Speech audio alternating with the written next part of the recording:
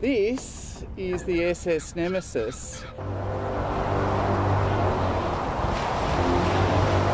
120 বছর আগে হারিয়ে যাওয়া একটি জাহাজের খোঁজ পাওয়া গেছে।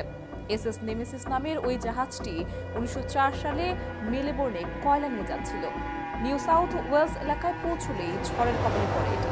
এ সময় 32 ক্রু সহ জাহাজটি হারিয়ে যায়। পরে এর কোনো খোঁজ আর পাওয়া যায়নি।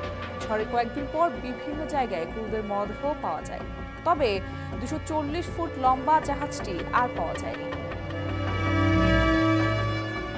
এর প্রায় 120 বছর পর সাবসি প্রফেশনাল মেরিন সার্ভিসেস নামের একটি কোম্পানি হঠাৎ করেই অস্ট্রেলিয়ার সমুদ্রের 525 ফুট নিচে জাহাজটি খুঁজে পায়।